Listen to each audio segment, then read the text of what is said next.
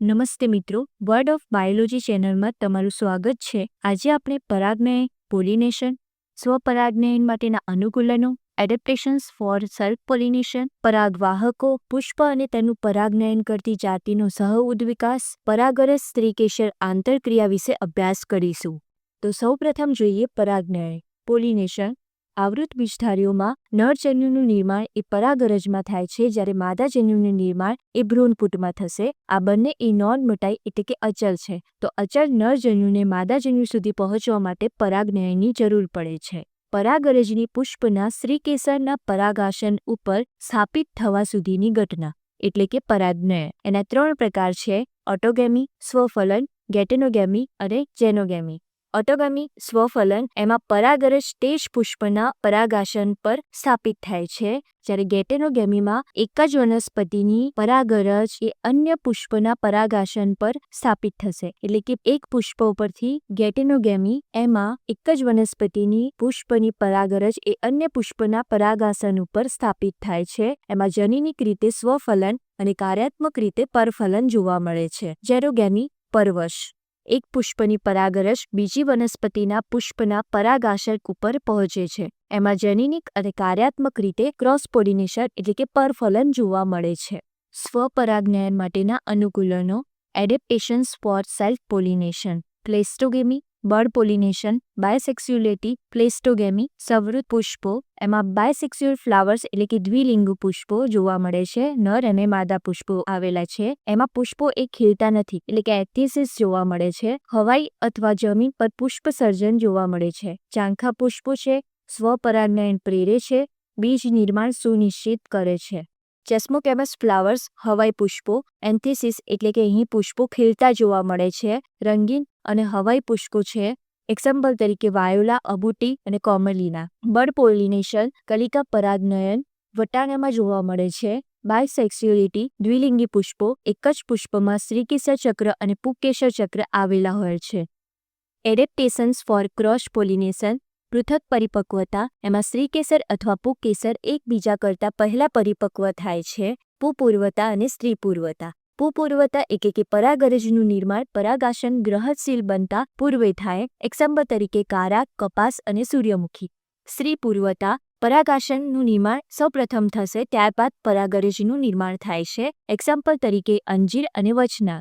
એકલિંગિતા, નર પુષ્પો અને માદા પુષ્પો, એકસદની અને દ્વિસદની. નર અને માદા પુષ્પો એક જ વનસ્પતિ પર આવેલા હોય તો તેને એકસદની કહે છે. એક્ઝામ્પલ તરીકે નારિયેળ, કાકડી, મકાઈ અને કારા. દ્વિસદની, નર અને માદા વનસ્પતિઓ ભિન્ન હોય. એક્ઝામ્પલ તરીકે પપૈયા અને ખજૂર. સ્વ અસંગતતા, જનીનિક ક્રિયાવિધિ તે જ વનસ્પતિના પરાગરજનું અંકુરણ અને પરાગનલિકાનો વિકાસ અટકે છે. વિષમ પરાગવાહિની એટલે કે પરાગવાહિની બંને ભિન્ન જોવા મળે છે.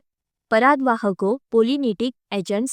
પરાગવાહકો એબાયોટિક, અજૈવિક, બાયોટિક, જૈવિક. અજૈવિકમાં એબાયોટિક, અજૈવિક, એમાં પવન, એનિમોફિલી અને પાણી, હાઇડ્રોફિલી. બાયોટિક જૈવિકમાં કીટકો, કીડીઓ, પક્ષીઓ, સાપ, ચામાચીડિયા અને ગોકળગાય. અજૈવિકમાં મુખ્ય પવન દ્વારા પરાગનયન થાય છે અને જૈવિકમાં મુખ્ય કીટકો દ્વારા પરાગનયન જોવા મળે છે.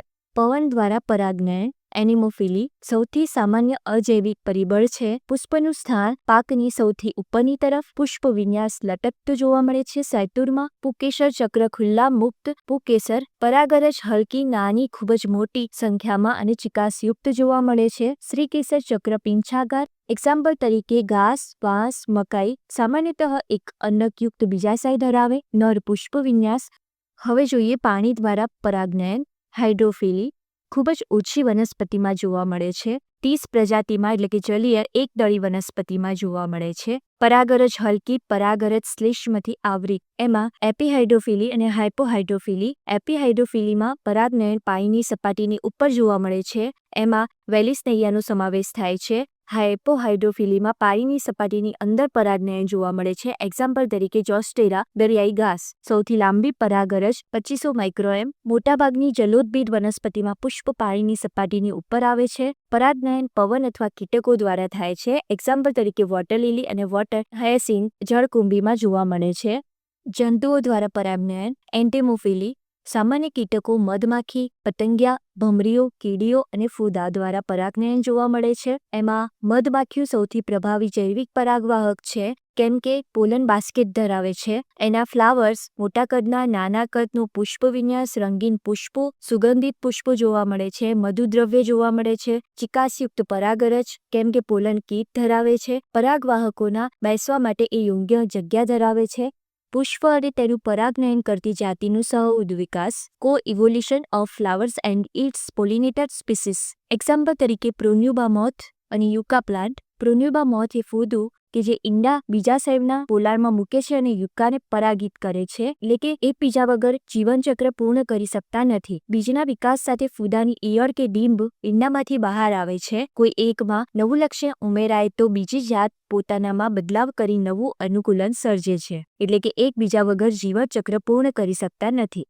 પરાગરજ શ્રેકેસર આંતરક્રિયા, પોલન પિસ્ટી ઇન્ટ્રેક્શન. પરાગરજ પરાગાસન સુધી પહોંચે છે. સંગત પરાગરજ, અસંગત પરાગરજ. સંગત પરાગરજ પરાગનલિકાનું નિર્માણ થાય છે. અસંગત પરાગરજ પરાગનલિકાનું નિર્માણ થતું નથી. તાપમાન 20 થી 30°C પરાગનલિકાના નિર્માણ માટે જરૂરી છે. 60% વધારે આવૃત બીજધારીઓમાં દ્વિકોષીય તબક્કે પરાગાસન ઉપર જનનકોષનું સમભાજન થઈ 2 નરજન્યુઓનું નિર્માણ થાય છે, જ્યારે ત્રિકોષીય તબક્કે પરાગનલિકા પહેલાથી જ 2 નરજન્યુ ધરાવે છે. તો મિત્રો, આજે આપણે પરાગનયન, પોલિનેશન, સ્વપરાગનયન માટેના અનુકૂલનો, પરાગવાહકો, પુષ્પ અને તેનું પરાગનયન કરતી જાતિનો સહઉદ્વિકાસ, પરાગરજ શ્રીકેસર આંતરક્રિયા વિશે અભ્યાસ કર્યો. હવે આગળ આપણે નેક્સ્ટ વિડીયોમાં અભ્યાસ કરીશું. તો વધુ માહિતી માટે વર્ડ ઓફ બાયોલોજી ચેનલને લાઇક, સબસ્ક્રાઇબ અને શેર કરો. Thank you.